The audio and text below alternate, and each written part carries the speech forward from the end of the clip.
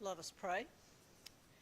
Almighty, most loving and gracious God, we thank you for the blessings of today and every day, the ones you bestow especially on Southport, the people who live here, who work here, and visit here. Today we ask you to guide us with patience and wisdom to learn all that we can to better serve this city. Amen.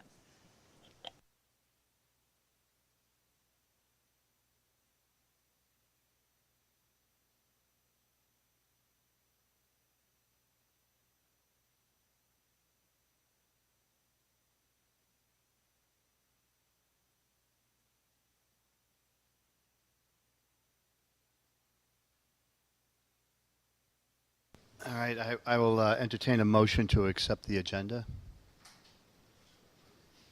Second. There's been a motion and a second. All in favor, say aye, please. Any against? Unanimous. Thank you very much. I will now turn it over to the city manager.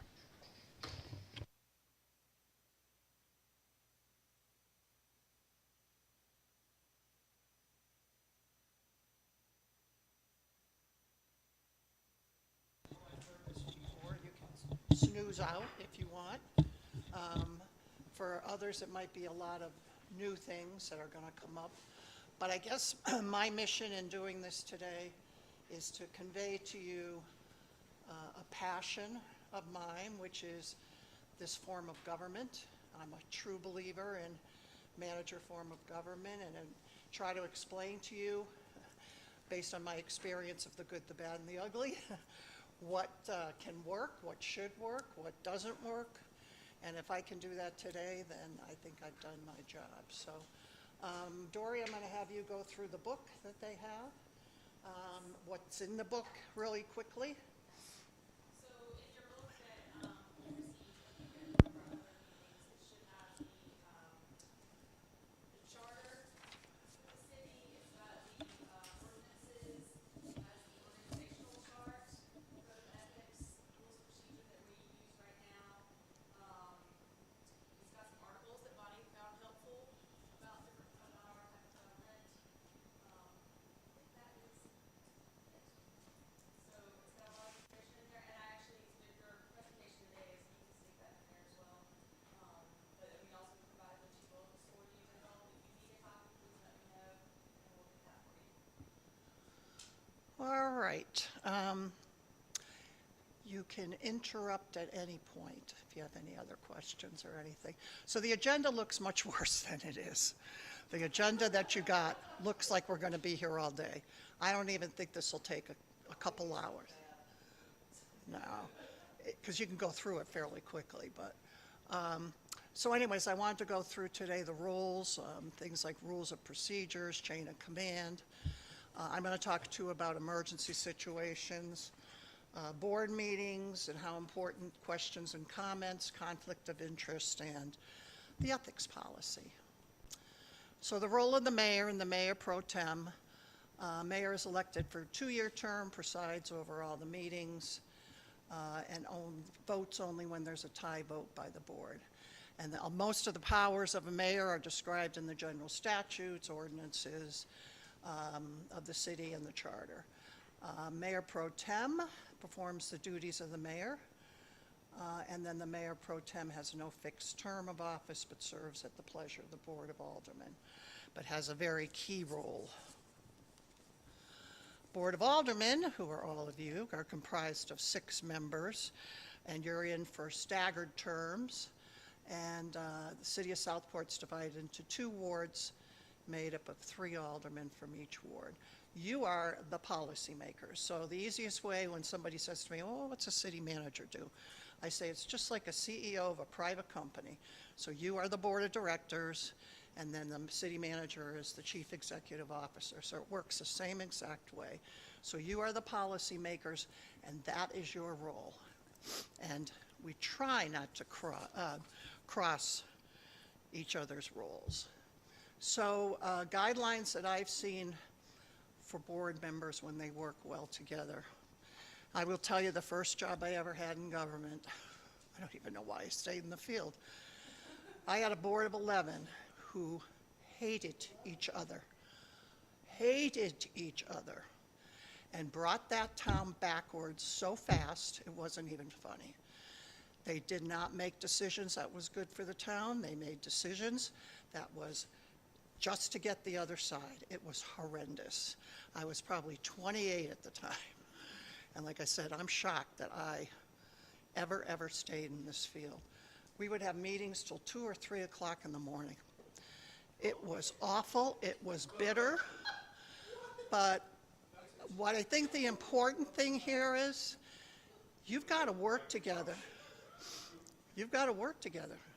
Whether you like each other, you don't like each other, but if you don't, you're going to set this town backwards. And I have seen boards that I've worked with, because they don't get along, send that town backwards in 5 years, and then it takes us 10 years to ever regroup and make progress. It's not worth it. So these are just guidelines that I've seen, just showing respect for one another's viewpoint, allow others time to express their views. You need to be open and honest with one another. For those who have been here for a while, assisting the new members, trying not to be polarizing and not to have factions among the group. Assist with goal identification. You're going to be doing that soon with the budget process and strategic planning. And also making sure that you can identify wants versus needs, because that's a policy decision. That's your role. And working with the city manager, and as you all know, because you all ran on this, is transparency. Compromise, compromise, compromise. I wish they would do that at all levels of government, but I think it's what is best for Southport is what you have to keep in the back of your mind. So the Board of Aldermen Relations, you cannot individually commit the city to any position without a vote or consent by the entire board. Please, if you receive a citizen complaint, refer it over to the manager. Don't send it to a specific department, because then the department heads call me going, well, what should I do? Should I, just send it over. We'll take care of it. Make sure you do send the complaints to the city manager as soon as you can, so that I can follow up as quickly as I can. Because your role really is to make sure that the citizens have their problems resolved as quickly as you can. So, and either the mayor or the city manager should deal with the media. Usually it's not individual board members. And typically what I've always done is said, okay, who do you want to deal with the media? Some people are more comfortable doing it, others are not.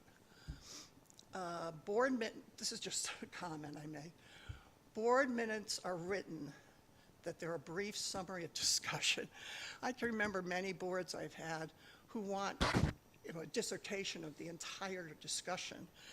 My God, the city clerk would never do anything else if that's the case. So it's only kind of a summary of what the heck went on at that meeting. Yes, sir. I'm sorry, with regards to the media question there, is there something written? Is there rules and procedures that would outline that? No, or anything that? It's common practice. I know Cheyenne's the one who usually gets the contents. She's the one who will. But typically. I did get contacted this week. I shared this with you by WWAY. I don't know why I got the call. So, and I talk to Bob all the time. Yeah. I'm joking. But typically, it's, it gets referred over to Cheyenne. She's the public information officer. We should refer to you. Right. And then I can handle it from there, right. The city staff or the city attorney prepare all the written ordinances. And one thing is, board members and staff should not become involved with management and staffing matters.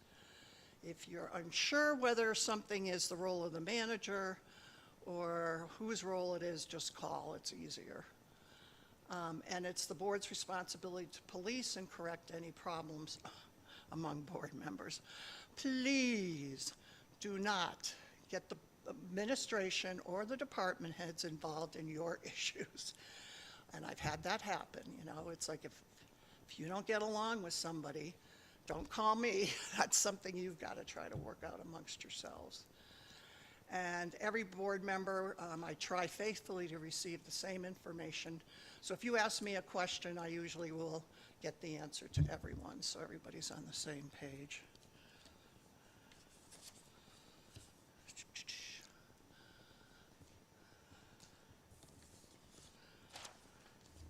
So just as some background, I have a master's in public administration.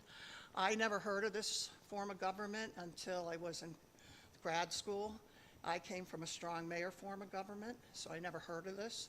And as soon as the professor mentioned it, I went, oh my God, that makes a lot of sense. You have somebody who went to school, understands it. Government is very complicated nowadays, and it makes a lot more sense to have it set up much like a private company. So the city manager is appointed by the board, and I take whatever you decide as policy and enact it through the actions of the staff. So that's why we have our staff meetings. Again, yep, Oh, I'm sorry. That's okay. So, in the past, with regards to certain policy that had been set, there hasn't been enforcement.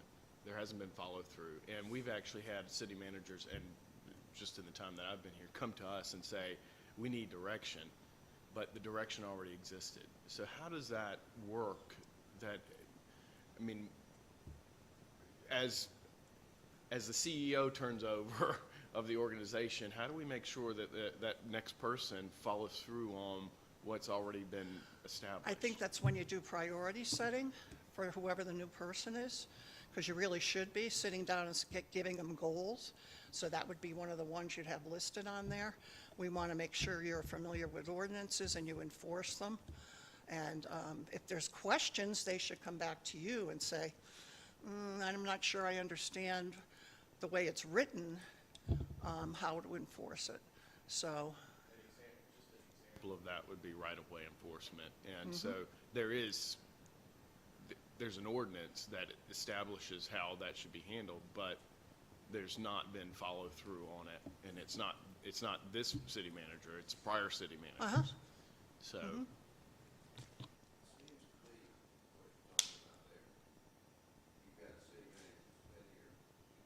You've got a new one that's coming in. That learning curve could be very, very steep unless there's a whole lot of interaction between the person who is there and the person who is coming in.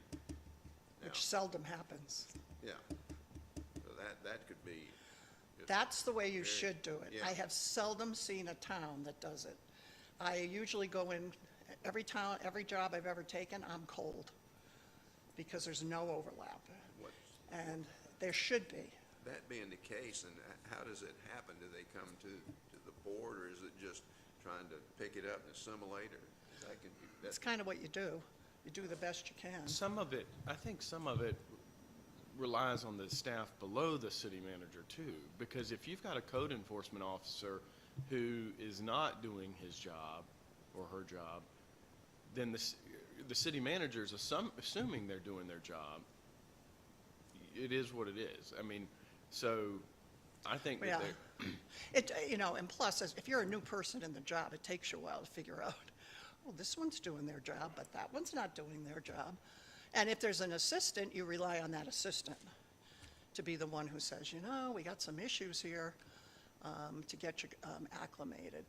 But in an ideal world, if somebody, because typically managers have to give a month to 2 months' notice, you'd start the search right away, get somebody on board, and work on an overlap. That's the best way to do this. But it seldom happens. and that works easier when you have an interim situation versus you just fired a city Yes. manager who sucks. Yes. Okay. Yes. Uh-huh. either that, or this certain a city manager you have there decides the grass is greener over there, I'm gonna go there, and then just walks out the door on you. Yeah, that doesn't usually, if you're a professional, that usually won't happen.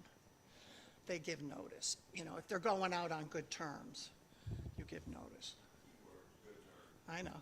If you're not, then no, that's not what's going to happen. And I think I mean, you've had a lot of city managers, and I know I've heard a comment made, well, you know, a small town like you, they're never going to last. That's wrong. If this system works and you've got a professional in there, they are not going to go anywhere. You always know when you have a decent board, why are you going to leave and go, especially a town like Southport. It's attractive to live in. There's no reason that you would go. But if it's not a functioning board, there's Glad a to lot hear of that, reasons Bonnie. to go. I said, I'm so glad to hear that. So I guess one of the thoughts I had is perhaps the board could adopt a best practice that as we do hire new managers, we sit down with that person as a board and talk about expectations, because I don't know that that's really been done in the past. When the person's in Southport. hired, and city manager, they should make that part of their contract. That within 3 months, they got to sit down with, because if the manager doesn't have goals from their elected body, I don't know how the heck you know how to do your job. So,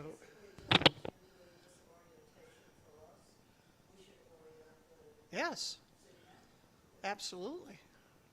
Robert, are you going to write that down for our meeting? Thank you. Let's see, so the hiring and disciplinary matters of the employees are through the city manager. A lot of that is to keep the politics out of it. Runs the city on a day-to-day basis. The city, this is kind of what you were talking about. If there's a change of leadership, as just happened with the board, because of elections, if you have a city manager and assistant, then they are the ones who keep consistency. So they're the ones who keep the projects going, keep the policy going, keep all of that going, because you've got a whole new body. Not to say that the elected officials cannot change policy direction, but at least the city manager and the assistant know what's going on. And then we have to be nonpartisan. We have International City Managers Code of Ethics. We cannot become involved in politics, and so that's another key point. We will also recommend policy changes, and we put together the agenda meeting packets, going into as much detail as we can because there's so many of you that are new. On the city manager code of conduct thing, is that something that you just know in your head, or is that something that's written down that should it's be written written into down. the contract of the manager? No, it's written down. I can share it with you. It's a I mean- code of ethics. Is it something that we should include in future contracts? You could. In other words, that's how you hold them accountable? Not every 90% of the managers are members of ICMA. Mm-hmm. Not everybody, but pretty much that's our Bible. Okay. So yes, you could. Okay. That costs you yearly. There's a fee associated with being a member, and I assume that we take care of that. We, the city. Well, since I'm retired, I Yeah. pay a lesser amount. We Okay. take care of Dory's though. Okay. Yeah. The assistant city manager, who Dory is right now, serves as an extension of the city manager so that the policies and ordinance are followed by the staff and the public.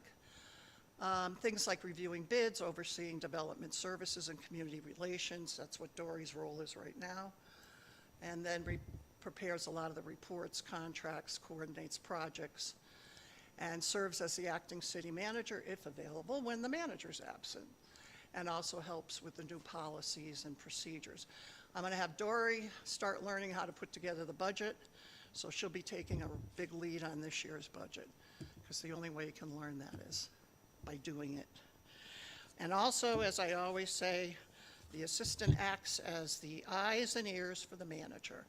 A lot of times the manager, staff's not going to tell the manager. Sometimes staff won't go near the manager. So they act as the eyes and ears for the manager and says, you know, which I've had to do, you know, to a manager as an assistant. Tell them things they may not want to hear, but they need to hear.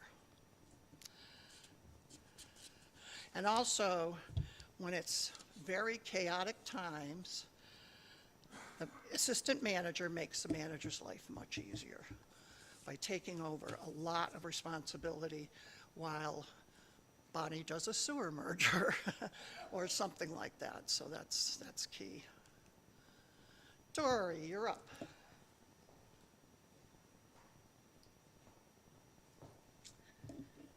So the city clerk position is one of the few positions that is legislated.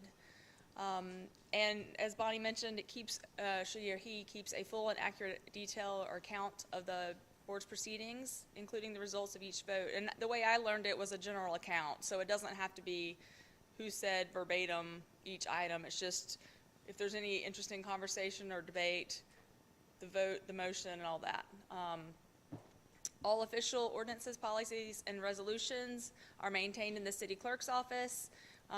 As a clerk, you administer oaths to, you can do board members, employees if they're taking a position like code enforcement or building inspector, fire marshal, those things. The clerk makes all the notices of the official meetings of the elected board and officially appointed boards, including the timeline and the format that's required, and also certify other official documents. Yes, ma'am. Could you elaborate on why code enforcement, building inspectors are usually sworn in? It's because it's more of a regulatory position.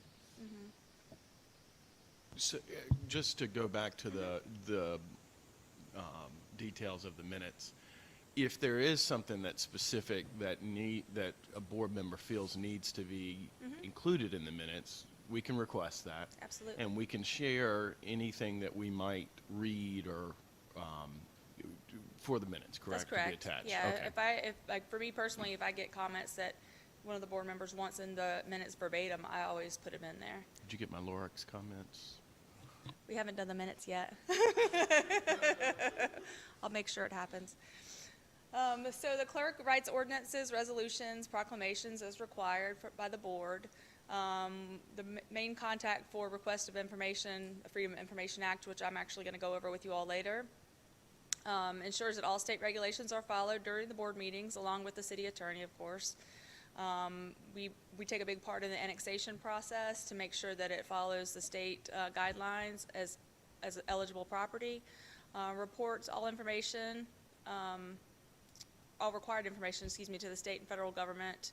This includes annexation approvals, resolutions or information that you requested to go to the legislation, things like that, and I maintain official copies for the public to review. So this goes back to we advertise, and part of the process for the budget is that it has to be available for public viewing, and I'll describe that later on in my main part, but I have to keep those copies and advertise that they're available.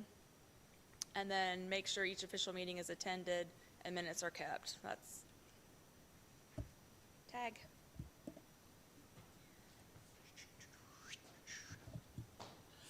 So on board and staff relations, and I'm concentrating on this because you are losing managers because of problems that's happened in the past.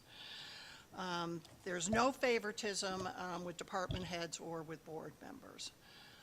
So everybody's got to stay equal and treated the same. No board member is to individually order the city manager, department heads, or other staff to do anything. This is really, really important. If an elected official goes to a department head, they start freaking. They do. Because, first of all, they're not used to it. Second of all, they will drop everything they're doing to try to answer that department head. That's not what they should be doing. I mean, pretty much these guys are very good about letting me know if somebody has, come to them with things, because they just like, I don't know what to do, because they don't want all these bosses. They want one boss, and that boss is the city manager. So only a majority of the board can give direction, not one person, and that needs to be through the manager. Basically, what you're saying is follow the chain of command. Yeah. This is simple as It's that. pretty easy. So sometimes there are situations where someone calls us and says, hey, can you move the barricades from in front of my house? And an individual board member calls the city manager and says, hey, can we get those barricades moved? That's not what we're talking about here, right? Like, major, you know, Yeah. or major questions about a topic, you know, that the city manager has no clue you're even asking, and then the department head will just drop it, whatever they're doing, and try to answer, and it's like, whoa, whoa, whoa, you don't need to do that. That person is one person, and you do not need to drop everything. Let me know, I will call the person and handle it. But no, if you're talking about a tree limb, Tom Stanley doesn't mind.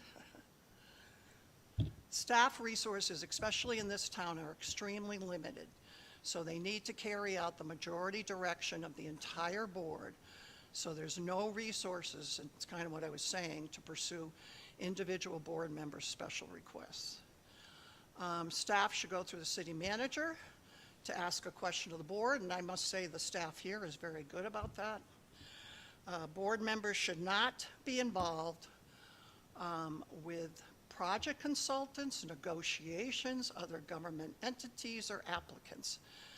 That's the staff's role, and this has gotten this town in trouble before, where an elected official has gone over their heads, has no clue what's happened in the past, and has ended up causing major issues. Don't do it. Go through the city manager and say, gee, you know, could you check with this one, check with that one. So if an applicant came to us to discuss a potential approval or denial, or should we not have those conversations? Should we not suggest you do this to make this work? And I would say you would just refer it to the correct department and have them work with staff. Because if it ends up you suggest, do this, do that, do this, and then it backfires, well, Robert told me, and they look at you differently because you're the elected official, that you're going to make it happen, when regulation-wise, you may not be able to. Bert was just asking for a friend. We know that. Ma'am, can we just follow up on that just for a second? Sure. As an example, I think we all got an email, individual emails from somebody who wants to have an arrangement, a contract, MOU, something with the city. And they wanted to meet with each one of us individually. We've had that once before, and from the old board, and we decided not to do those individually. But we had that from, Karen, you're looking at me. So it's whatever, the group that wants to do the, yes. Then we had the group from, the leader of the, it's not Up Your Arts, the new consortium that's working on that building. And he sent, at least I believe he sent all of you individual requests to meet, looking to meet each, I don't know if you got one or not. I got one, and as I know, other people got them. So you're legislators, I'm not telling you what to do, but it could be awkward if they take away from you and interpret your conversation to mean that the board is going to do X or Y or Z. Another way perhaps of addressing it is we have some kind of collective group meeting with them in a workshop or how they want to do it, so it's all out in front, and so they can feel what the majority of the board is, and they don't misinterpret what you're saying or what I'm saying to mean that this is the direction we're going to go in, because none of us individually can do that. I just throw that out. Once again, you're individual legislators, you can converse with the public on topics. There's nothing to prevent you from doing that. But to follow up on this topic, I was concerned that each one of us might be like 6 degrees off from the other guy, and that could be misconstrued, and then in some big meeting we have a big yabba dabba do. well, yeah, I think one of the questions I'm speaking to specifically is, you know, we denied a rezoning recently. Why'd we deny it? We denied it because of the list of permitted uses. It had nothing to do with the project that was going to be done there. So is there a way to have a conversation with the applicant to say, come back to us, let's put together a development agreement, let's put restrictions and guidelines on what we expect, which you're comfortable doing, and then we can come back and rezone it and get you get possibly. So, or meeting with a developer who wants 1,542 homes and having a conversation to say, I don't think we're going to get 1,542 homes, but perhaps we'd get X number of homes. Where is the line? And I think you just have to be careful, because you said it yourself. If I'm talking to you, Robert, Board of Aldermen, and you said to me, go get a development agreement, blah, blah, blah, I'm hearing Robert is going to get this done for me, and you're only one person. So if you ever tried to do that, you better say over and over, there are no guarantees whatsoever, because they're going to look at you as a power person who can make it happen. And that's when you can get. Is there not also an issue with the exact wording that you use, since we are now not allowed to initiate the conversation of a development agreement? It has to come from the developer, of words of, there are other options out there that you may want to consider, and a development agreement may be one of them if you want to consider it. It's a little softer than if you go get a development agreement. See what I'm saying? I just tossed that out for your consideration. Ultimately, these kinds of conversations do happen, but they should all, in my way, and when I have had those kinds of conversations, is you lead with, I do not speak for the board. Yeah, That's a what good you're way to do saying. it. That's what you're saying. Yeah, because I mean, when I, as the manager, have this conversation, I don't know how many times I tell them, but I am not the board, and the board needs a majority vote. So we know that that's exactly what we have to tell them over and over and over, so they don't think, oh, I got this one in the basket. You don't. You absolutely do not. It's almost like what you're saying is that someone might go in and try to divide and conquer. Oh, Yeah. I have seen that over and over and over, and then when it, completely blows up, they'll go, Robert told me, oh, Rebecca told me, oh, Mark told me. Right. And then everybody goes, so that's why we say, send it to the city manager, and then they can only say, Bonnie told me. It would be hard to admit that you are not polled on issues by the public. How do you feel on this issue? I am only one vote. You will have to right. have 3 or more. That's So right. you will have to talk to more than just me. And otherwise, I mean, they're going to call and ask. Yeah, And That's right. so, all right. said about I'm just one vote, and what Karen said is I do not speak for the full board.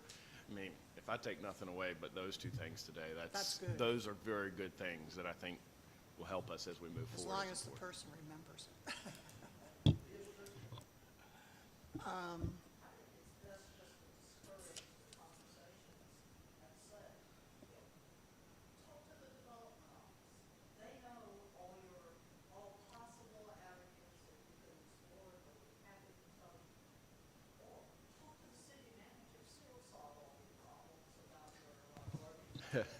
Well, and that really is the role of the development department, because they should be able to give a developer or someone trying to do something that guidance, that here are your options, and perhaps in order to get the board to agree to this, you're going to have to do X, Y, and Z. Yeah, I okay. Except sometimes they don't like that answer that they're getting, so they go to you guys. I just don't like to come into a conversation about something we don't make a decision about, having heard things that the whole board hasn't heard.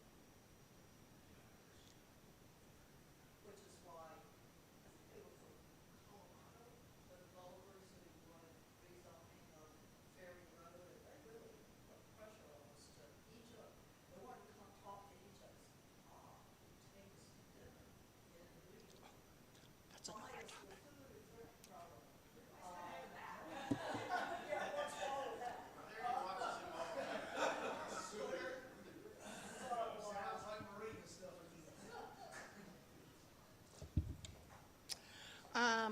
If you receive a personnel complaint, would you please let me know immediately? Anything with personnel, you must absolutely have to deal with immediately after it happens, not a week after, not 2 weeks after, immediately after. And I know this is a small town, and I know everybody knows each other, but if you see one of our staff members not doing their job or doing something, you've got to let me know. I know you don't want somebody to lose their job, but my God, If I've got somebody who is not doing their job, and you know about it, and you haven't said anything to me, that's not a good thing, because I can't change the culture of an organization unless I take care of these personnel. And the problem being, because everybody in that department knows this person's an issue, and nobody will deal with it, and if I can get some proof of problems, that makes my job easier, so I would appreciate that. Yeah? Clarify the Constantine treaty. We do not call Constantine, it was a treaty, emergency across the street, call you directly, don't call out and tell you, don't even know, just call you first. That's fine. I mean, as all of you know, my husband always says to me, you spoil that board so bad. If you email me or you text me, I am back to you in 2 seconds. So if you do that, unless can't do it, but 90% of the time, I will immediately get in touch with Tom Stanley, who is just as bad, if not worse, than I am. Tom Stanley sits by his phone just like I do. And so if you have that, I can take care of that in 2 seconds flat. And I will, because even on the off hours. And yeah, and I have a question about responding to you. So you send emails out to us. Are you looking for a response from us? That, hey, we got it, or is that too much to come back to you? I haven't been responding because I didn't want to overload you with thank you, we got it, or that kind of thing. No, you don't have to do that. We're going to be covering this after, but you got to be very careful that you can't respond to the whole board. It has to be just to whoever's sending it. Because if you start responding, I've seen this happen, it goes back and forth, you're in a meeting. That's under the rules, but we'll be covering that too. So, never assume a staff role, and I will definitely not assume your role, because I don't want your role, so. And your number one contact, again, is the city manager. And I mentioned this at the last board meeting, but if you have citizens or anybody on social media, it's really getting bad out there, who are not giving the correct information, please tell them to call the city manager. I will take anybody's call, but what's happening out there is really being demoralizing to the department heads. And they're taking it very personally. And as Cheyenne and I have talked about, we don't want to get into these Facebook arguments, but we need to try to get the word out there. So now for something different. I have a test. A test.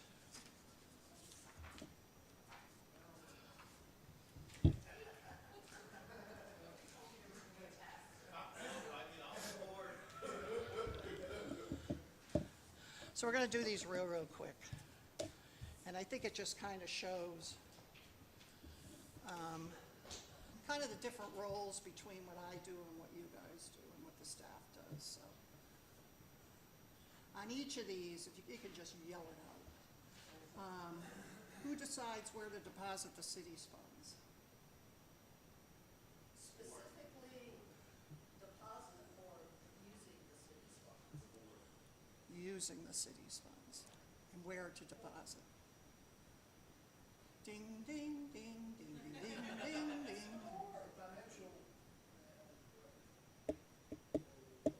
Frank? Well, actually, see, some of these are a little. You're going to be adopting an investment policy at your next meeting. Once you do that, then Lance and I will take care of depositing it because you've given us the guidance on how to do it. So that's your role, is to do the investment policy, which we've never had before, and then we'll figure out, according to your policy, where we can invest the money to make the best. So I guess my question is, in the past, if I can remember correctly, the board, and why they were doing this, I have no idea, was deciding which bank we were going to bank with. Well, But I take it I didn't know if that was written in state code or that was just by his historical. It's two different things. One, if we're going to just decide which bank, we're going to go out for a request for proposal Okay. on, where we're going to have somebody take all our funds. That will come back to you for an award. Okay. But when it comes to actual investment, there's different, the bank has some, the state has different funds. But one thing you don't want to do, and that, trust me, it's not in this investment policy, is say you can invest in, say, Bitcoin Right. or junk Right. bonds, you know, I mean. Can we the trade city options? needs to set a policy of what the threshold is for where you're going to put your money. And in this policy, will there be a statement about how often you report to the board about what the funds are doing? Yeah, we can. Could you please? Yep. We've never done that here, but we certainly can. Because if we, Right if now, you- you're we may have interested. said, You're doing well.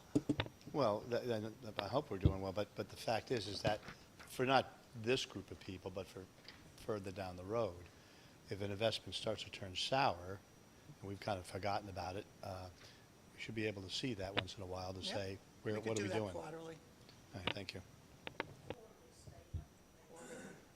There's my New England accent, quarterly.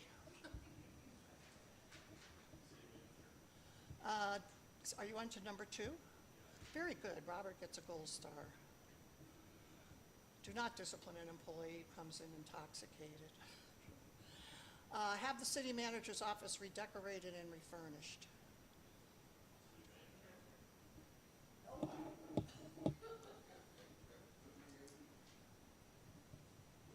Something you propose to the board and then go? Well, as long as it's less than 30 grand, I think she can do it herself. Okay. Yeah, but usually we'll put it in the budget, so that's your role is to do the budget. Explore the possibility of a merger with another organization. Yeah, the board. I don't think you're gonna let me merge with Oak Island and let me do it on my own. I don't think you'd be happy with that one. But the explore part, I mean, you would explore it and then give us. But it would have to I come don't from the even know if I direction of would the board. explore it without bringing it to you first. I'm not gonna waste my time. I mean, for example, you know, Dory and I have been talking with Matsu, not merging by any means, but about the possibility of them helping us with responsibilities and vice versa. And so we're just looking at it. There's a lot of issues that I'm seeing with it, but we're just exploring it, and then we may bring it to you if I think it's gonna be worth it, but I'm not sure. Building and grounds, cemeteries, those types of things. And if, for example, they've done it with some other communities across the country, and if they feel that there's a service they need that we could maybe help them with, they would pay us an administrative fee to help. Or if we have a contractor like the cemetery guy, and he was willing to take some maintenance stuff for them, they would pay for a lot of our costs. So I mean, there's plus and minuses to this thing. So, I'm not sure where we have in one spot, but we already have MOUs with them for fire and police. So I just throw that out. If you're putting some package together, that you might want to throw that in the package. okay. Because I don't know where those documents are, but I know that they've told me that they have them with us. Purchase a large new phone system with budgeted funds. During budget, yeah. Arrange for an audit of the city's finances. Usually, the board makes an award and the city manager will make sure it gets done, and the finance director. Decide which services and programs to cut to meet budget demands. Yep. Retain a consultant to help staff set up an IT department.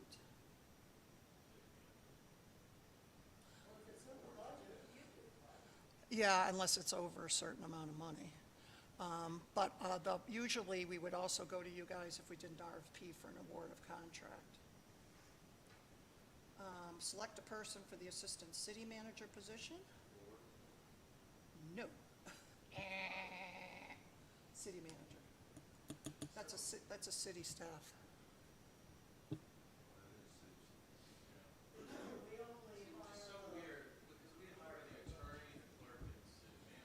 That's it.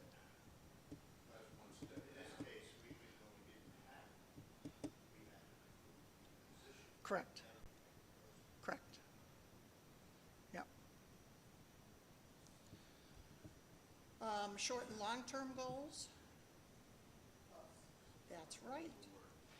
Budget and capital purchases. Yep. Staff grievances. Staff deployment and assignment. Decisions on building renovation, leasing, expansion.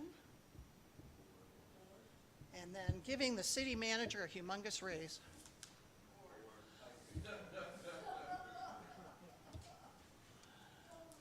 All right, not bad, not bad. All right, city attorney, this is one of your hires, so this is a Board of Aldermen appointment. Duties include prosecuting and defending suits against the city, advising all of you on issues before city officials.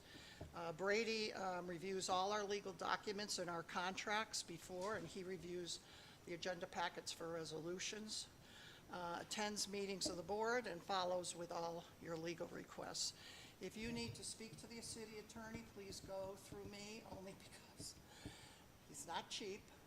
We've got some big legal bills, and I need to try to, if 7 of you were calling him all the time, we'd be bankrupt, so. In the document that we have with a contract with them, we had this oral conversation where we were looking at attorneys. So the lawyer reviews the contract to see if it's a legal contract. That's the bare bones. What we talked about was if there's better best practices that should be put into the contract, and we're not putting it in, do you feel that we're getting that Extra? that extra read? That's I don't know, no, I think he's probably just reviewing what he has in front of him. so. but- Is there? Should we be looking at in the future? How do we put some language in there that they come back to you to say, this is legal? I mean, you ask for a service and you're going to pay X amount of dollars, but you fail to put any milestones, benchmarks, all that stuff in there, and you may want to reconsider that to just refresh He the may, memories. and I'm just saying, I'll talk to Brady, but he may want to know what those things are. He may. So let me talk to him and see. The attorney represents the board as a whole and the city, but not board members individually. Correct. Okay. So if he learns of something, does he have an obligation to come back to you and the board? So if someone, because I've heard both answers. I've heard that he actually does represent us individually as well, but I don't know that that's the case. If an individual was sued, a board, in your role as a board member, I have seen where the attorneys will, but typically the rest of the board kind of says, okay, that's all right. Because if it's something that they cross the line on, then city attorney's not going to represent them. And the rest of the board is probably not going to want them to do that. But the E&O that we carry covers the representation of Yep. us. So do we individually go and find our own attorney, or does the board hire? Depends on what the case is. Okay. Depends on what the case is. Should we have insurance? And then what insurance is there? I mean, I know there is insurance for board members that would cover us individually.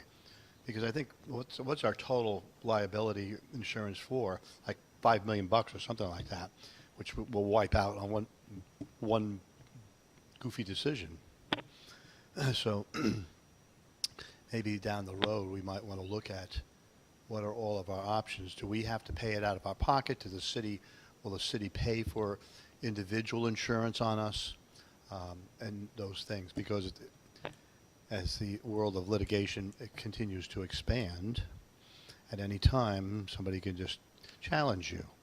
And you then have to hire a lawyer, and it could be very devastating economically when you actually haven't even done anything wrong. They're just making an accusation.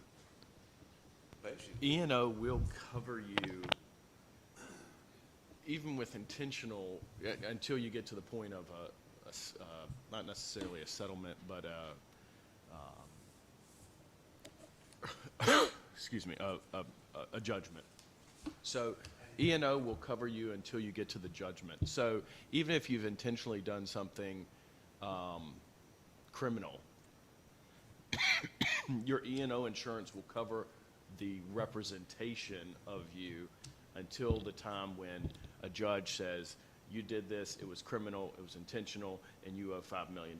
And then the E&O insurance company's going to say, we're not paying that.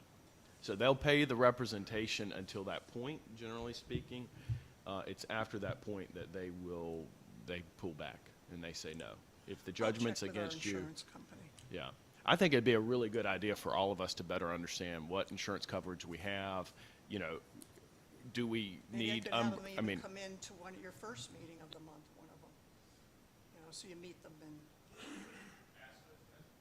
Yeah, What you're saying is that the whole board is indemnified until somebody does something stupid. And then at that point in time, you're kind of pushed off over here. And then you're kind of on your own. If, again, you've done something stupid and it's quite obvious that you've done something Right. stupid. I'd like to go back to what the mayor asked about whether if I can paraphrase what you said, is the role of the city attorney to be proactive, to suggest to us, look, this contract, yeah, it's legal, but it probably should have other things in it, or this ordinance will be hard to enforce. It's legal, but it would be very hard to enforce, and so on. well, and to take that a step further, proactive at the table. Yeah. Proactive at the table so that we don't end up going into closed session and discussing something that shouldn't have been discussed in closed session, or discussing something in an open forum that should be discussed. I mean, I think we need somebody that's going to protect us from ourselves. yes. Both in I agree. contracts I agree. and in our day-to-day business. I like strong city attorneys who say to you, you're out of your mind, don't do this. Yeah. You know, you're crazy, or if you do it, here's the ramifications. That's what I think you're paying as an attorney for. They should be there in an advisory capacity to keep you from even going there, stop you before you get there. Absolutely. And you asked about Brady maybe not knowing what to ask for. I think using the county's contract that I sent you for just roads has the topics that need to be in there. I mean, I think that's a wonderful document. How the wording is for each specific type of thing that you're doing. The county sent us the contract that they use for digging up roads because they don't own any roads.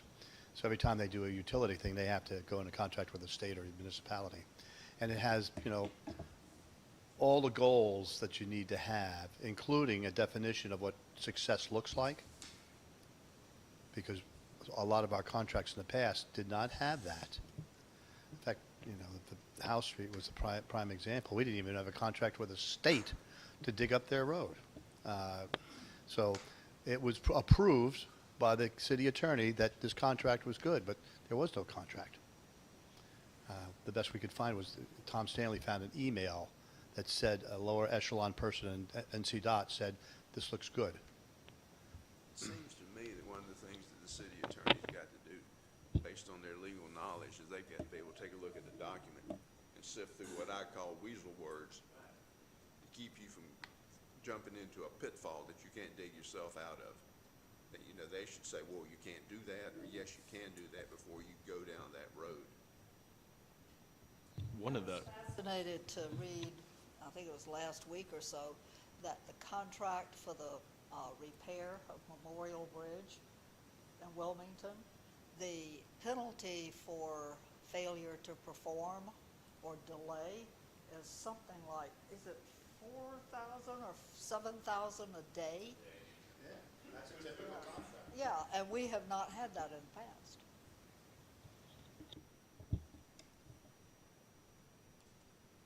So, right now we have Alderman Lay and the mayor and Alderman Carroll working on rules and procedures.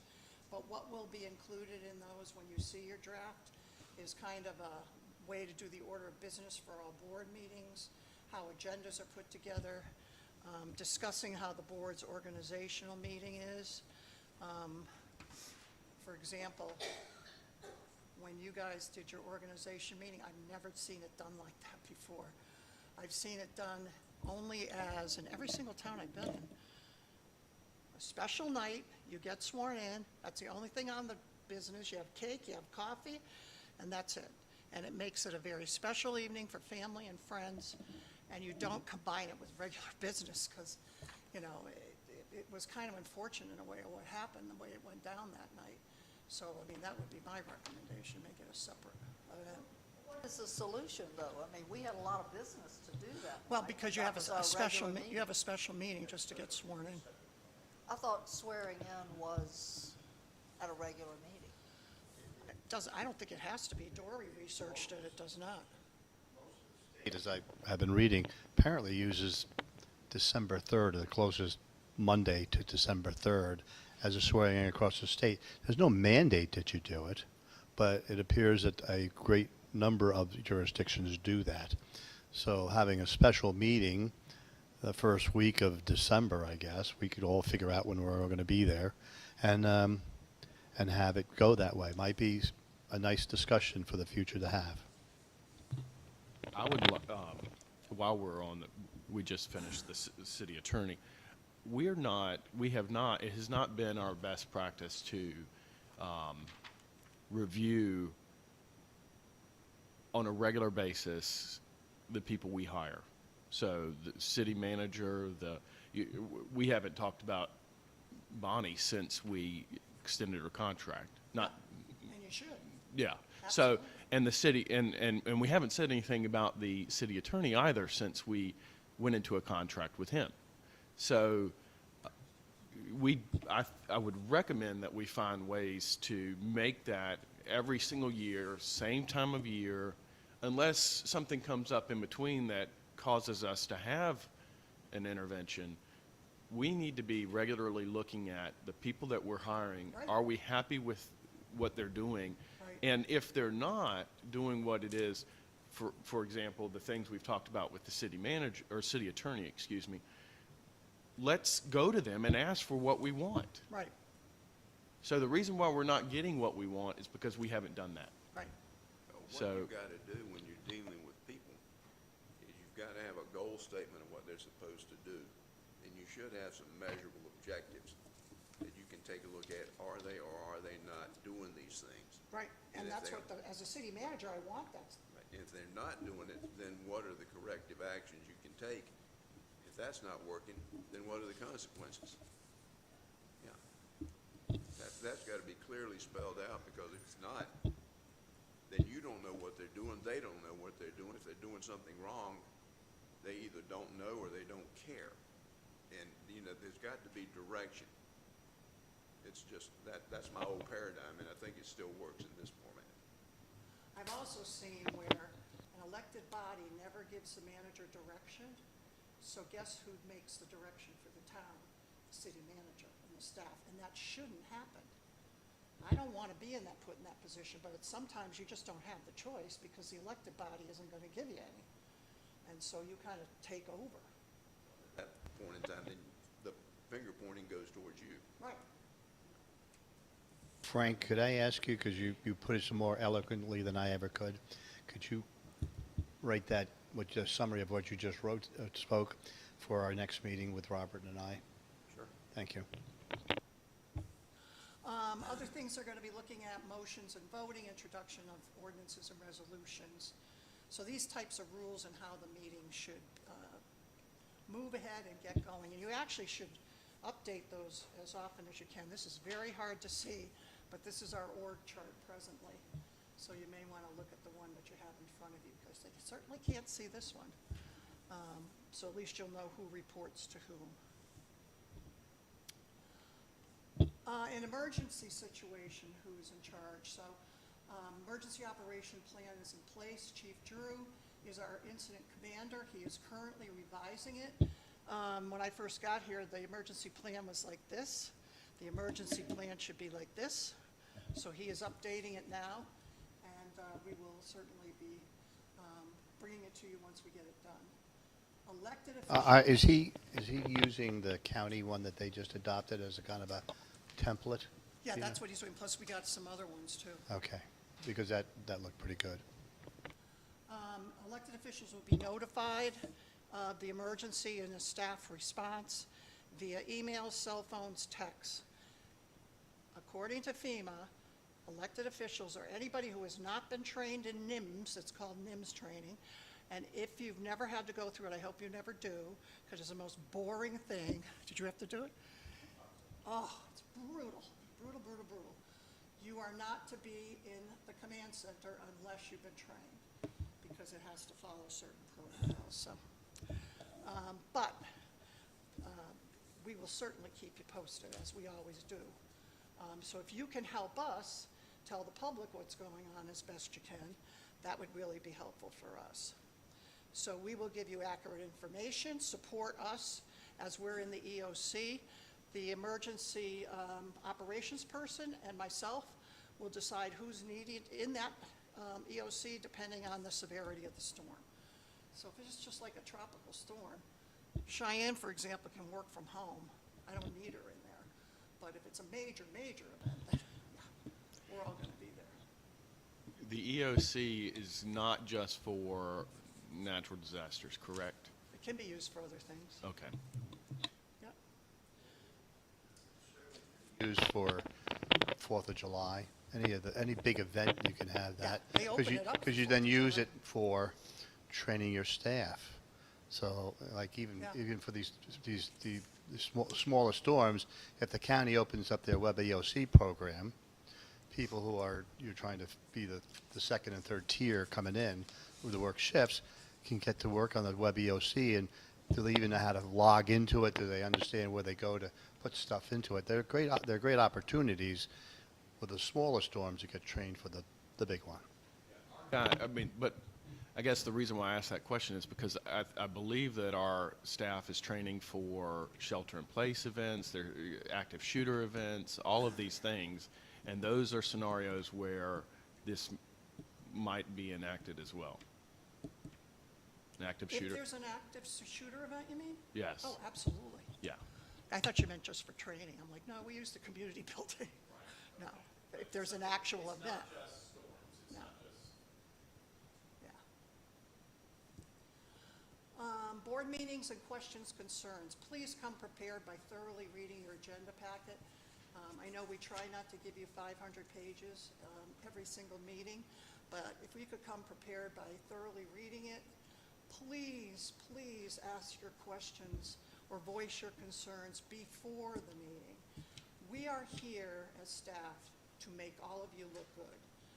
If we do not know about questions and then we can't answer it at the meeting, we look unprofessional, you end up tabling the item, you look unprofessional. We want to make you look good. We want to make you guys look professional. If you can ask, trust me, I know things come up at the last second. But if you can ask them before the meeting, we all look brilliant. And that would be very, very helpful. My only comment on this is that I do think that it shouldn't limit the discussion at the table. No.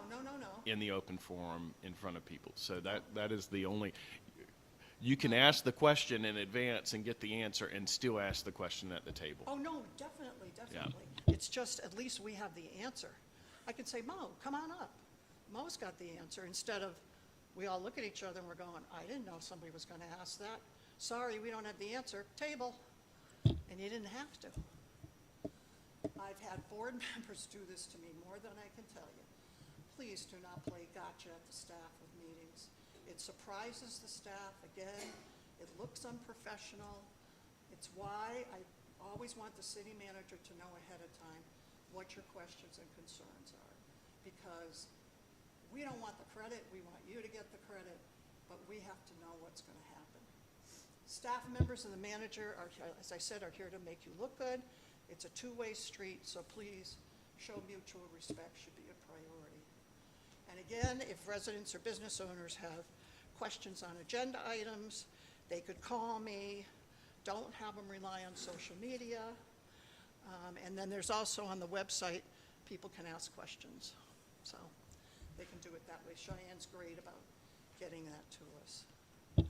And then lastly, conflict of interest and ethics policies.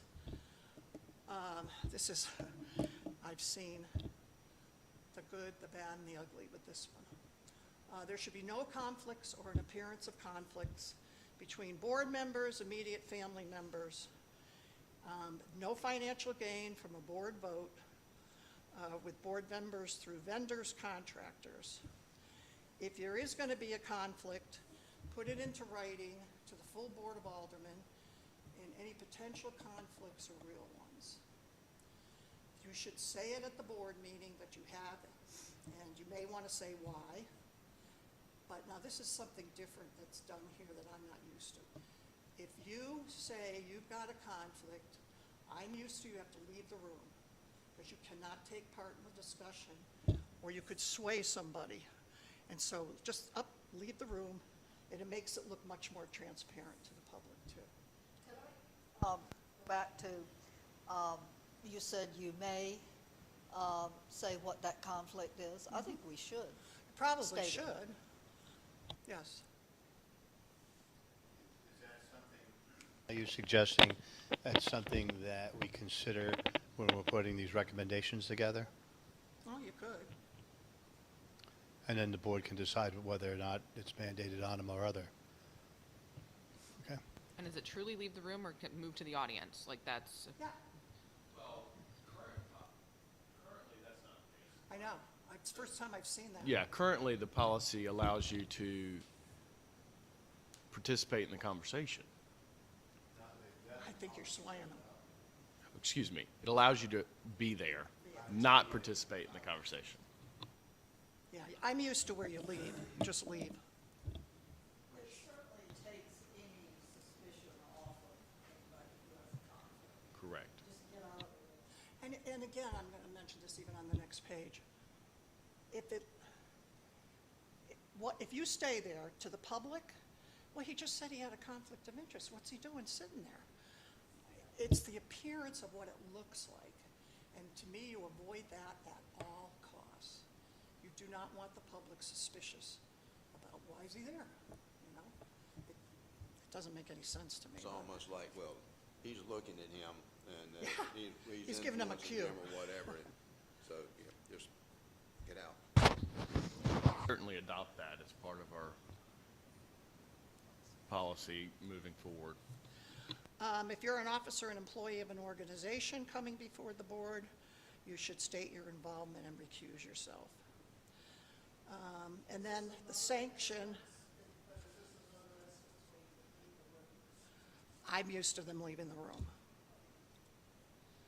And then in your conflict of interest, it says if the board decides that there was a conflict and someone didn't say something, they can take reasonable sanctions. And lastly, for me, ethics and conflict of interest. So I have a lot of examples here. If you're questioning whether something is ethical or in conflict, then it probably is, or you wouldn't be questioning it, is my favorite thing. This is my favorite line of all time. Think of what the situation would look like in a newspaper headline. So what you think is innocent, look at it as a newspaper headline. Obey all laws and rules of the city. You do not have special privileges that others do not have. And I'll give you an example. We had a recycling center in one of the towns I managed, and it's behind the gates at Public Works. So on a holiday, the gate would be closed. But I might run, I had a city car at the time, so I might run down there on the holiday and fill up the gas tank. The recycling center, my husband would go, well, you're going, go take the recycling. I'm like, I can't, because, and I know this sounds stupid, John K. Public can't. So if they can't get in, I'm not doing it, because I could see the headline. Very unnoticed, you know. And so I just don't even put myself in those situations. You represent the city even when you're outside the city. So everybody know, most people know, my husband and I are huge UConn women's basketball people, and they sell out constantly. So I would have vendors come up to me saying, I got box seats for a sold out game. Why don't you guys take 2 tickets? It would kill me to say no, but I wouldn't do it. I said, nope, I can't. I can't. I go to lunch with a vendor, I pay for the lunch. The vendor does not pay for that lunch. And I usually get wide-eyed looks like, what? I'm like, no, I'm not. Perfect example, we were at a UConn basketball game, legitimately, we bought the tickets, and up on the Jumbotron is a city manager in a neighboring town, sitting with her bond counsel and the finance director. And I thought, oh, honey, you just killed yourself right there. And she had taken the tickets from the bond counsel, and you just don't do it. It's not worth it. No, you can't go to UConn Women with a vendor tickets. Or Steph Curry. No, I was just going to say, there was a small newspaper in Colorado, sadly now out of business, but their motto, you know, just like all the news that's fit the print and so on, their motto, right above their nameplate was, if you don't want to see it in the paper, don't do it. Yeah.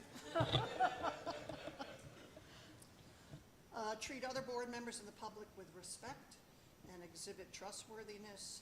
Remain uncorruptible, not subject to improper influence. Be careful not to reach conclusion on issues until all sides have been heard. Do not take any gifts. And that was mentioned before. So I was in one community where the vendor was going to, he was going to be, you knew he was going to be bidding on something 2 years out, but every time we went anywhere, he brought everybody out for dinner, and I wouldn't go. And some of the board members thought I was terrible. I said, I'm not going to do it because he's going to be a potential vendor. So they didn't like that. Eventually, the bid came along. The board gave that bid to the highest bidder, who happened to be this company, and it became a huge investigative report on whatever the station was. And the newspaper reporter did their job and found out this company was giving them election donation money under another name. It blew up big time. And so that's why I'm saying something as simple as, let's go for steak dinner. It's not worth it. It's just not worth it. I had a vendor one time call, just sent me an email saying, you got a box of Omaha steaks coming. No, I don't. Oh, no. Oh, no, no. Yep. I had this was a great story. So, guy's mailbox got hit by the plow during snow. So all of a sudden one night, it was right around Christmas, our doorbell at home rings, and there's a delivery box, and it's a huge box of, what the hell's the best vodka? Grey Goose. Huge. The biggest bottle ever. And it ended up, you know, we fixed it because it was our fault, because we know when we hit mailboxes. It was from a doctor who lived in town, and the next day I went down to the doctor's office and gave him back his bottle of Grey Goose. And he was like, what are you doing? I'm like, we followed our rule. If the answer was no, I wouldn't have done it. But that's what people think they're supposed to do. No. So the office party, they had a great time. Closed session remains confidential except for those in the room with you. And if the member of the board has a reason to believe a board member has violated code of ethics according to your code, an investigation can be opened with a majority vote, and it can go all the way to a censure. So, with that, Mr. Mayor, I don't know if you want to take a break before Dory or just keep rolling. I have a question before we do. What form would that investigation take? Who would investigate, how, that's up? Well, I think that's something you guys would have to figure out with the help of your city attorney. If we could take a 5 to 10 minute break as soon as you get back. Is this a good time for you to do your thing? Okay. All right. Good.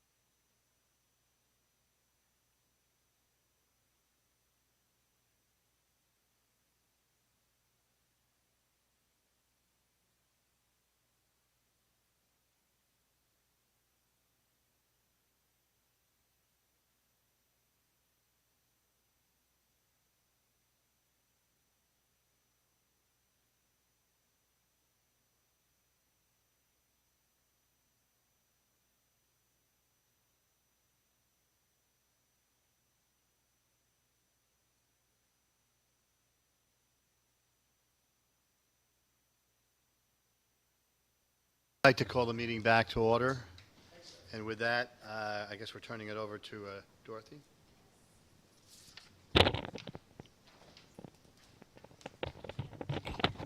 So now we're going to dive into some of the general statutes and kind of nitty-gritty of everything. There's different types of meetings that you can have. The regular meeting is established in the Code of Ordinances, but it doesn't have to be changed. Like our Code of Ordinances references the second Thursday of each month, but it also gives you the ability to change that when you adopt a calendar or a schedule, and you don't have to go back and change that ordinance each time. So we have decided now our meetings are going to be the first Monday and then the second Thursday of each month. So that is going to be posted on the website, and also on the calendar events is on the website and things like that. Will you So the send public- us updated calendar invites for those? Yes, I have sent a few. Okay. I have sent a few, but I will continue to do that. I really appreciate that. You're welcome. Really appreciate that. Yes. Special called meetings require at least 48 hours notice. The notice must state the time, the date, the location, and the purpose. And at those meetings, you can only discuss what was advertised in the notice. They can be called by the mayor pro tem, or any two members of the board. And then there's also emergency meetings that can occur less than 48 hours notice, but there must be about generally unexpected circumstances. So if there was a situation where there was an active shooter or something like that and we had to get everybody together, we could certainly use that. Other things that could be of detriment to the community. The board may only discuss the urgent matter that was described in the notice. And then closed sessions, which we've had some discussion about lately.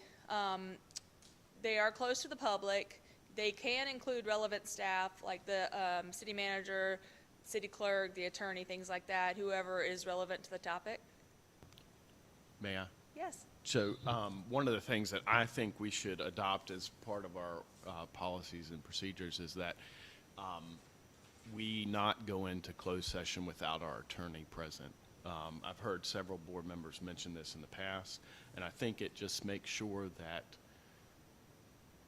we remain on topic and, again, protects us from ourselves. So I don't know if this board wants to consider that, but that's something that I think I'd like to bring to the table in our next policies and procedures. I like the idea, but I would be hesitant to put it in an absolute, where you have to have the attorney present, in case the attorney can't be present for some reason, or the issue is so pressing that we have to go, and he's in Raleigh and we're here. So, the exact wording, and I'll leave between you and Frank to kind of figure that out. You're better at it than I am. How do we put it in where it's strongly encouraged, or whatever words come out like that? But there could, if you put it in an absolute, we could get stuck with that. Okay? Could we include that it could be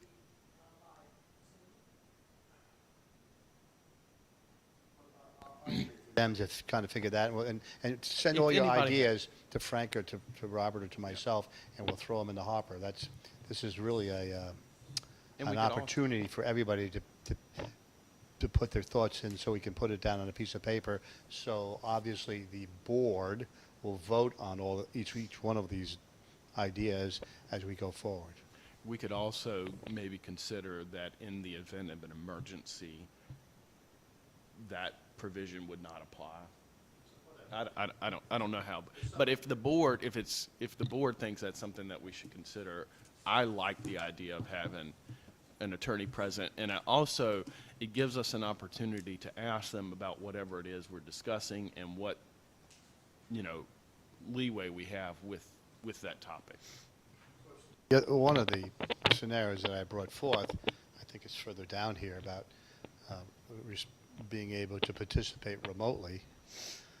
That could be another option for the lawyer to, if it was quick turnaround issue, they can, if we get the equipment, we could remotely do it. Okay, so there are exceptions, or approved reasons to have the closed session. I won't read all of those in detail, but prevent the disclosure of confidential information that is not considered a public record, and I'm going to go into that a little bit more later. to prevent the premature disclosure of an award, to consult with the attorney retained by the public body, to discuss matters involving an expansion of like an economic development project, to establish or instruct the public body's staff or negotiating agents on the position to take, and then to consider the qualifications, performance, or initial conditions of a public officer. So there are exceptions to these closed session meetings. For the first allowance, confidential or privileged information, the motion must state the name or the citation of law that renders the information confidential. So we're going to go into public records later and what's considered open information. If it doesn't fit one of those allowed categories, it's privileged. So that's one of the things that you can protect. The attorney-client privilege, the motion must identify the parties in the lawsuit. So when you're going into closed session, you have to say, we're going into closed session to discuss this case. And the attorney must participate in the meeting. Settlement agreements or approved must be disclosed when you come back to open session. The expansion of industries or other business, that has to take place in open session when you approve those specific contracts. And instructing agents or staff on the public body's negotiating positions. This does not apply to the sale of property, does not allow discussion of which property to acquire, and it requires, upon request, to disclose the information before you go into closed session. And then the personnel exemption does not apply to general policy issues. It must involve specific employees, and it does not include private contractors. So general meeting information. All meeting notices are sent to the Sunshine List, which is actually a list of individuals who have requested to be on the list. It's nothing fancy. It sounds nice, though. Citizens, people in the public, news media, any of those people can ask to be on the list, and they get those notices. So whatever kind of meeting it is, they'll get that notice via email. The meeting notices are also published on the city website and posted on the doors or the bulletin board at City Hall. And then certain meetings require other forms of notification, which I will go over. The remote participation policy, you adopted the remote participation policy last year. Board members can participate and vote remotely if they are physically prevented from being at the meeting. Personal illness, disability, quarantine or isolation from the COVID, we know that. Government issued a stay-at-home mandate or a recommendation of a medical provider is allowed reasons to participate remotely. If you're out of town, unexpected lack of childcare, any of those reasons, it's a fine reason to use the remote participation policy. Remote participation can only be used when a quorum of the board is present in person and a quorum isn't met by counting the number participating remotely. So I'm going to go into quorums and all that again later too. A board member can only participate remotely up to 4 times a calendar year, and remote participation includes telephones, virtual meetings, streaming services, anything that's available. They will be counted as present, and no special notice is required for a member of the board to participate remotely, but it must be announced at the start of the meeting, so the public and everyone needs to know that that person is participating remotely. And it's not recommended that quasi-judicial hearings are conducted remotely.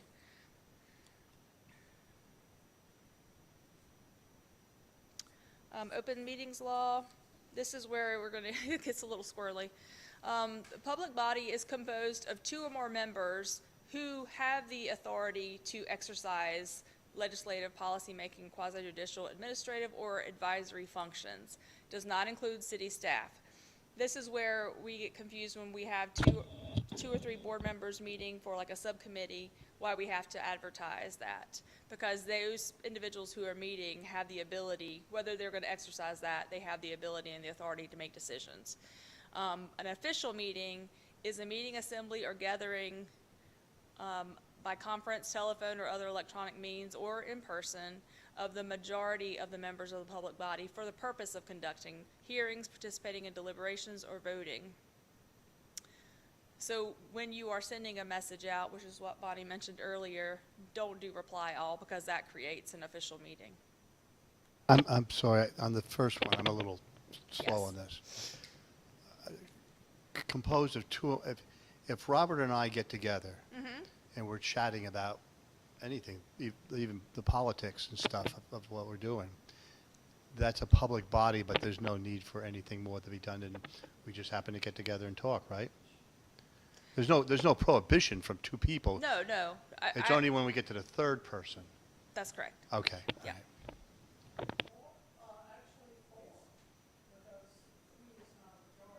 No, you're looking at, that's the official meeting. The public body is still two or more individuals that have the authority to conduct city business, whether they are or not. If you get to that third person, that's when it triggers the public body and notices have to be met, have to be. Does this therefore mean that two or more members can actually conduct city business, make policy? You wouldn't I mean, it would be a violation of that, but if you were together to discuss the policies, you would still, in order to have anything approved, you would have to have the board, the full discussion within the board and the vote like normal. But if you're conducting that business and you have the authority to set policies or plan to vote a certain way, then that's considered a public body and we'd have to notice it. Yes.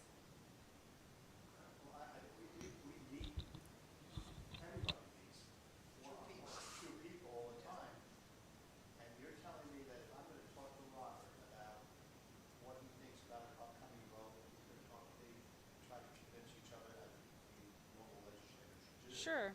We have to publicize that we're going to get together to do that? We trigger it if there's three.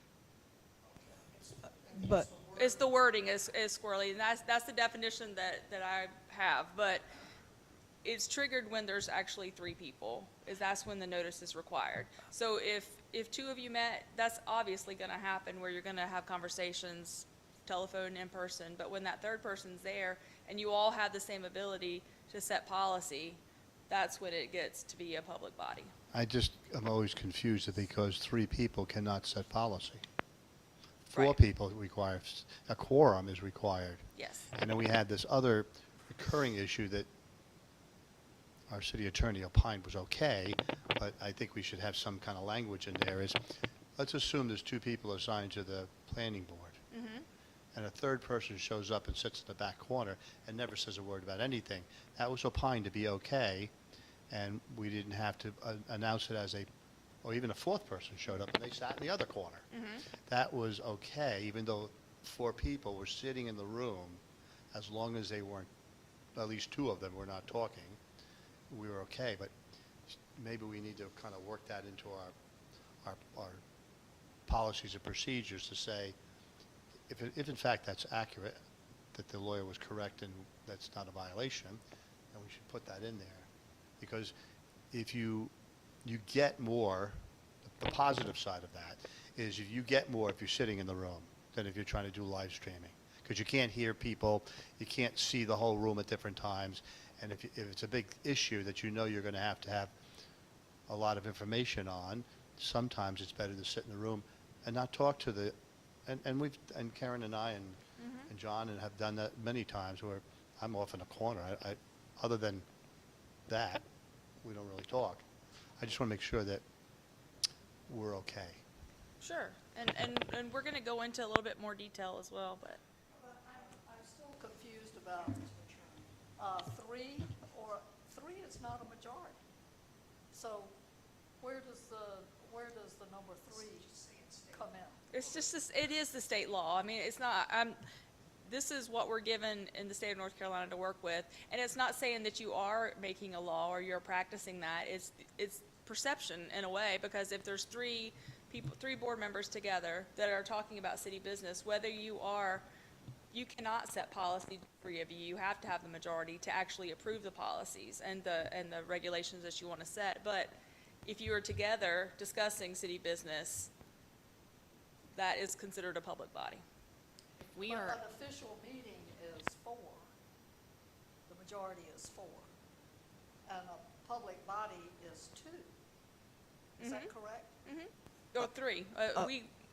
Yes. my question would be that when I read that, it says, and is authorized to exercise a legislative. To me, what you're talking about is a board-appointed group of aldermen, as in the procedures, rules and procedures committee meeting, versus three of us sitting and talking about something. So it is a designated function that requires this, not just three of us together, randomly, for no purpose other, you know what I'm saying? Right, So three of us can go get drinks together without this triggering, right? Like, on the goose. Yeah, let's just get a different interpretation from Brady. I always think, and Bonnie and I talk about perception all the time, it's not so much that we think it's a bad idea, but it's what the public is going to think. There's a caveat for going out socially, where you can meet And at that's at a party. true. But this is troubling for a number of us, so I'd like to get some more clarification on it. Sure. So, Is this a situation where perception becomes reality? more than likely, yes. So I tried to summarize it a little bit easier, but two or more members of an appointed or elected board, committee, or commission are joined together and are discussing city business. It is considered a public body, and it is subject to the opens meeting law. This includes emails or texts when you do reply all, and a public body is not the same thing as a quorum or the majority. Social gatherings do not constitute a violation. Between Rich Alt hitting reply to all and saying, yeah, I can make Tuesday, is different from the manager asking us, can you make a Tuesday? Because she does that in all. And if I reply back, yes, isn't it what the conversation is about? In other words, if we're going to now debate the topic of Tuesday, that's one thing. I try not to hit all regardless, but If Bonnie sends an email to everybody as a group, it's not an open meeting unless you all hit reply, because then there's interaction going back and forth. If you do that and then there's a reply, if anybody does it and there's interaction, it's considered an open meeting. But just don't do reply all. Just send it back individually is the thing we should hold on to for that. Public notice requirements. There are statutory requirements for the different types of meetings and hearings. All notices are sent to the Sunshine List as soon as they're available, and they should include the date, time, and location, and the purpose. So regular meetings, there's no additional notice required as long as there is an adopted schedule. Special meetings, as I mentioned, have 48-hour requirement, and then emergency meetings can be used if less than 48 hours from the meeting, but board members must have at least 6 hours. Public hearings, those are a little bit different, and different types of hearing require different things. So if you're having a city code of ordinance amendment, which is anything as far as we just did the fire code amendment, public hearings are not required by law for those. But if a public hearing is scheduled, notice should be published in the local newspaper at least 10 days before the hearing. And if a public hearing is scheduled, notice is posted to the city's website as well. That doesn't go in the local newspapers. Budget hearings and ordinances. A notice should be published in the local newspaper stating that the proposed budget is available for public inspection. We do now currently put that in the City Hall lobby, online, and also in the library. And a public hearing is scheduled for at least 10 days after the notice is published, and it's also on the city website.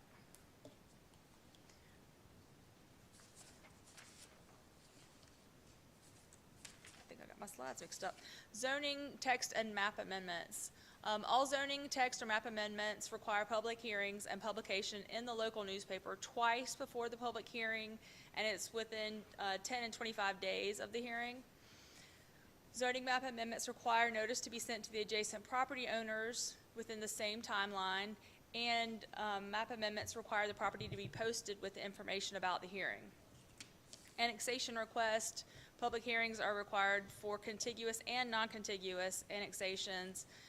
They are also published in the newspaper at least 10 days before the hearing, and it's not required, but it's good practice to notice the adjacent property owners about the hearing. For the city charter, we have looked into that a little bit with most of this board, or some of this board. Our charter was adopted at the most recent in 1983. The board can amend the charter by ordinance after certain requirements are met, and those include resolution of intent, public notice, and those sorts of things. The charter defines the municipal powers, the corporate limits, the governing board, terms of office, qualifications, election rules, including our ward system, and the type of government that is practiced. So quorum. A quorum is the minimum number of members of the public body necessary to conduct business of that group. In our situation, it's also the majority. So in the case of the Board of Aldermen, the mayor counts towards the quorum. For the city of Southport, a quorum is 4 members, because we have 7 total that would count towards that.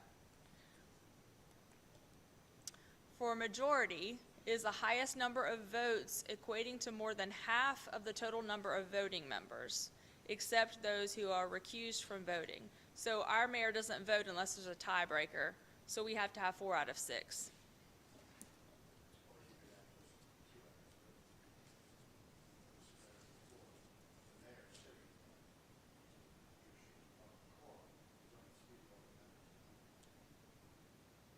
I'm sorry, say that again? Mm-hmm.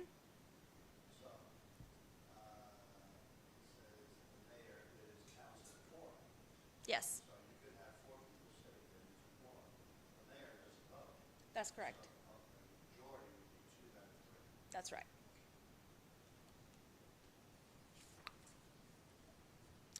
Okay. Administrative decisions.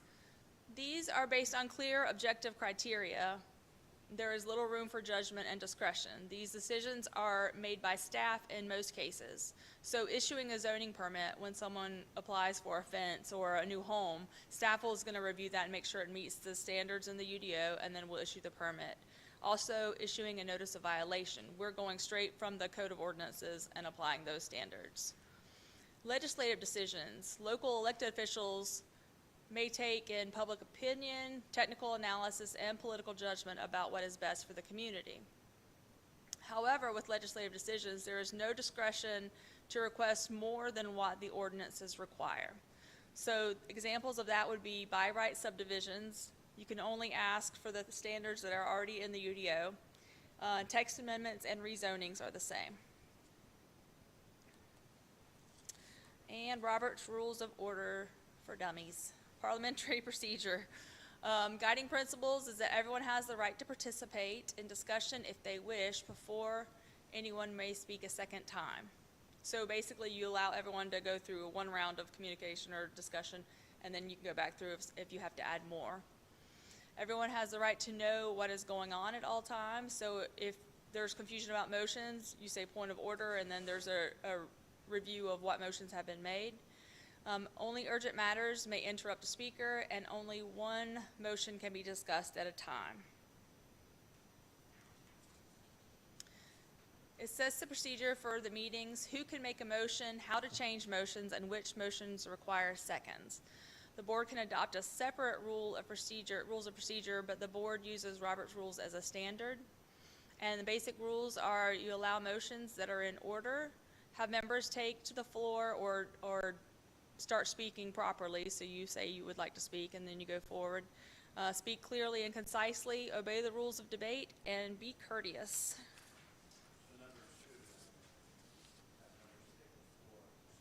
Mm-hmm.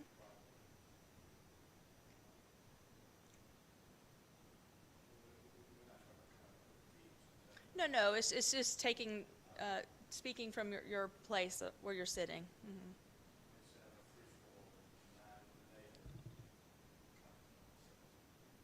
One at a time. Yes. Yeah. Okay, Freedom of Information Act. The Freedom of Information Act in North Carolina is considered the public records law, and it's contained in General Statute 130, Chapter 132. There is no requirement to reveal the motive for requesting the information, and no limitations on using the information that's obtained. So if someone comes in with a record or information request to the city and they want something specific about a zoning permit that was issued, we have to provide that information whether we know what they're using it for or not, and they can do whatever they want to with it, essentially. Includes all non-exempt public records and information in any physical form, papers, films, recordings, electronic records. And a formal request must be submitted to the designated contact, which is usually the clerk. So we do have a form that we send to people if they want to request information, but we also get emails. You know, I like to have it in writing because it keeps us safe if we have a record of who's requesting the information. But some people might just do it by word of mouth, you know, or verbal request. Government agencies may charge fees for making copies. Most agencies don't unless it takes a lot of time to compile. And then no specific time frame or deadline, but it's typically provided within 2 weeks of the request. What is exempt from the public records law? Taxpayers' income or receipts, billing information collected and maintained by a utility company, written communication to a government agency within the scope of the attorney-client privilege, public security and response plans, so emergency operations that we need to keep secure, account information for electronic payments. Some parts of personnel files are exempt. Any kind of medical records, of course, letters of reference, investigative reports, police officer reports and those things. Witness information and criminal information that might jeopardize a case. Dory? Yes, ma'am. Personnel files, does that include disciplinary or performance reviews? As far as it being public record, I think it's private. No, it's not private? I think there's, pardon me. No, if they specifically ask for that, then we have to give it to them, and we did, for example, in our last case that we had to give them 2 weeks. By them, you mean? Whoever asked for them. And that's the North Carolina law as opposed to what's generally, I think, normally what's in the personnel file stays there, is including that, except that little cops that we have here in North Carolina. Correct. I'm not used to having to do that. It's supposed to be very private and not in North Carolina. So that's how some information can get into the paper that is not generally known. Correct. Okay, It's different. thank you. So, Okay. So there's some guidance to determine a public record. And these things help when staff is preparing all the information that's requested. So if a record already exists that fills the request, it is public record. But if we have to take extra time to create a certain report or do whatever, it's not considered public record and we don't necessarily have to provide it. So you can move on to the next question. Is the record made or received in the transaction of business? So was there official business discussed via email or text? If the answer is no, no disclosure is required, but if it's no, you move on to the next question. Just make sure they meet all those standards. Is there an exemption that applies? So of those topics we had, like the medical records of the employee and those things, those exceptions do apply, but if no, no disclosure is required. And then you move on to the next question. Does the exemption apply to the entire record or only to certain aspects? So if it applies to a part of the records, you can redact the protected information and provide the rest. Sometimes when we get a little bit more of a sensitive public information request, we do use our attorney to make sure that we're in compliance with everything, and he'll redact it for us most of the time and then send it back to us to provide. I always want to make sure that you guys understand, you use your personal computer or your personal phone for city business. That phone now becomes something that somebody could have freedom of information. So I always tell people, don't do it.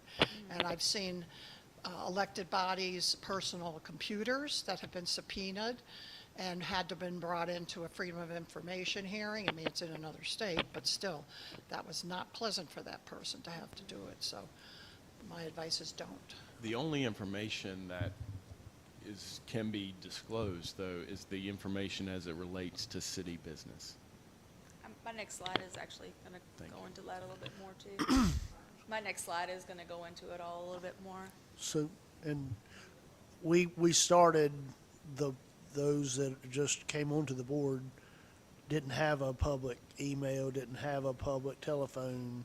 And as we transition over, is there a line where that stops being the case, or because you sent me a text to my personal phone at the very beginning, does that mean it's open forever if I don't use it again? Correct? Yes? Okay. Correct. In fact, I had to do that too, because I didn't get one right away. Yep. And so that's all at home on that computer, and you can't delete it, and you gotta save it. Okay. I mean, the odds are nobody's gonna ask for any of this, but if they do, and you say, oops, I deleted it, oh, no, that's not good. Okay, so what about your personal computer or your telephone? Even your personal devices and accounts can become subject to the public records laws if you conduct official city business using them.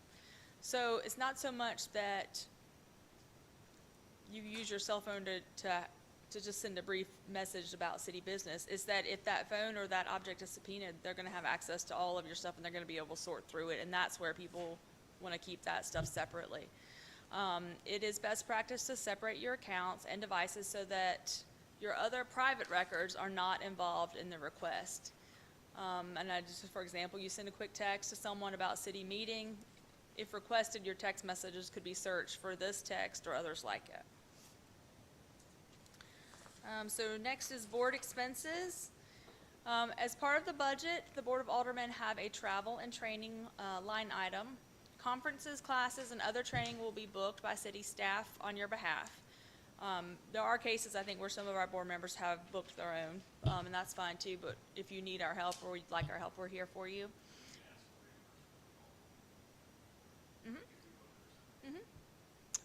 This includes any necessary overnight stays. If a board member drives to a class, please keep all your receipts for fuel and food, and you can turn that in for reimbursement. The rates for reimbursement are based on the area where the event takes place now. So last year we adopted a new travel policy, and it just applies for that. If a board member needs to make copies or print out city-related documents, you can also do that at City Hall. We're happy to help you. That's all I have. If you have any questions. Yeah.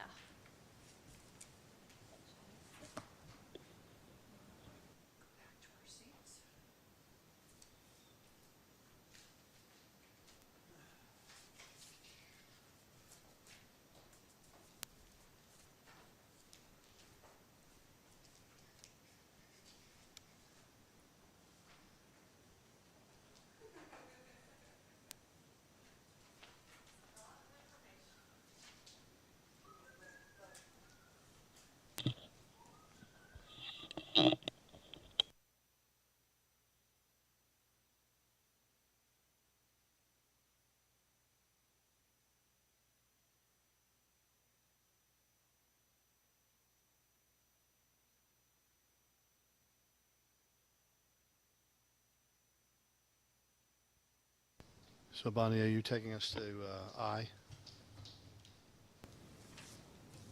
What is it? Well, actually, no, because that's today. But what we do need, because we canceled the first one, is a second date to have a new, the second part of it, which is the department heads will come in and talk about what they do and then projects. So we just need to see what works for that second date.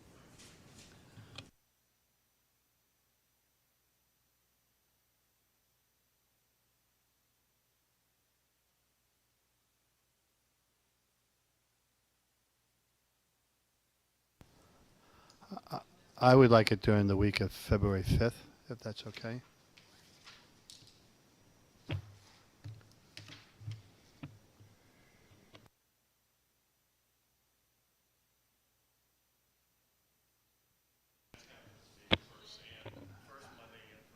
So do you want, can this wait just to the week of the 12th? Sure. Okay.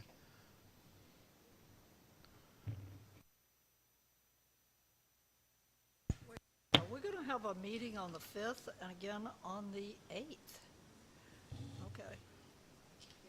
presentations at the first one and business at the second. The only thing that is blocked out for me is Thursday the 15th because my wife's having some surgery that day.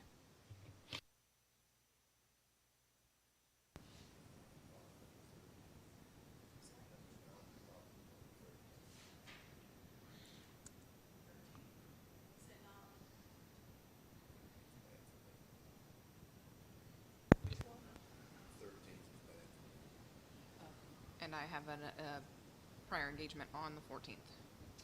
You know that's Mardi Gras. Right? Oh, my goodness. The 14th is Valentine's Day. Is the 12th okay by everybody? That's fine. Morning or afternoon? Morning.